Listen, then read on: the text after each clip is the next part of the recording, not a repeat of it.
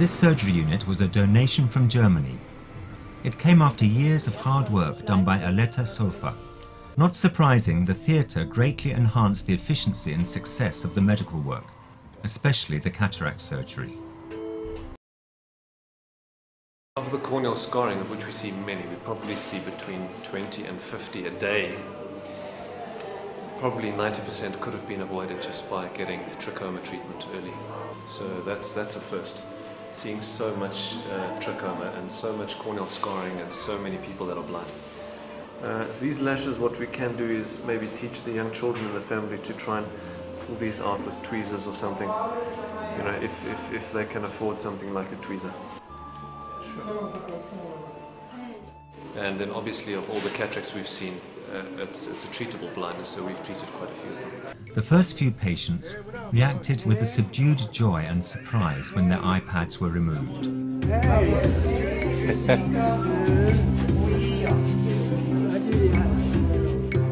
One patient we treated, a boy of about 12 years old, suffered from epilepsy and had cataracts.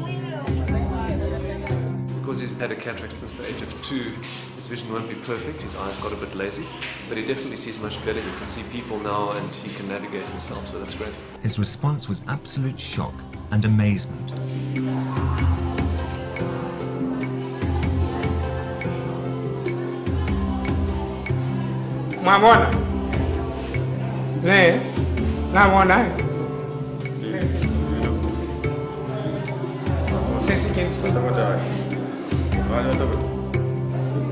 For another man, it was like a dream, and he asked, "Will it continue like this?" What can you see? Light. Light. Rizzo. Before the hands.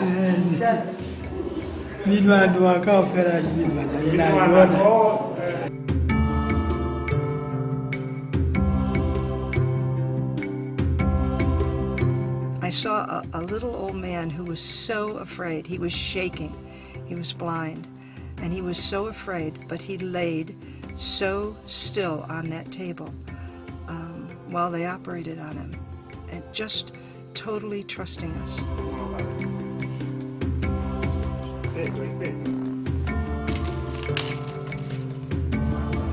And in the end, when he could see, he danced.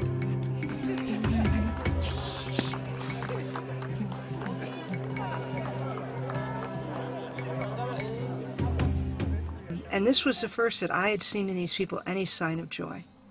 But amidst the joy, it was their extremely neglected state, their dark secret, that continued to shake the Doctors for Life team. There was a lady. She came for a cataract operation. And after the operation, we asked her name. It was Cunhada. And we asked, "What does that mean?" And it means suffering. And I think about the suffering of these people. The Doctors for Life team had the opportunity to share the gospel with her while marveling at the way that God had brought their paths together.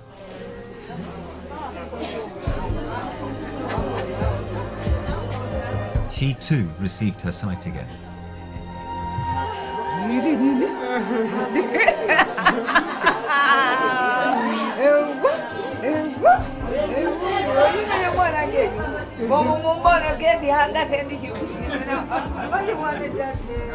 Her name was merely testifying to what Doctors for Life's medical team was continually witnessing. As I was examining the patient, I thought maybe it's me that's changing. But somehow the absolute desperate state of the people, their health conditions, the advancement of the pathology, their poverty, affected me to the extent of affecting me emotionally seriously. And the last day when we left, some people were still arriving. And this was to me one of the most heart-sore occasions of the whole trip. As the convoy, everything was packed. It took us about a full day to pack.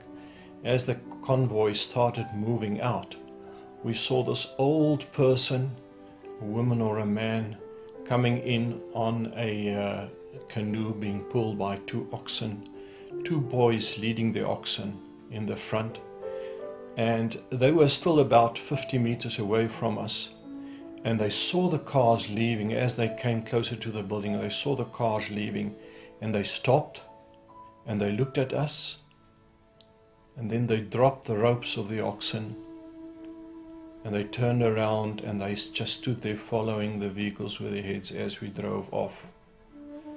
And I just thought by myself, I do not have the guts to go to them and ask them what their need even is. And the look on their face was just so sad, like they had missed it. And you wanted to cry because you wanted to stay there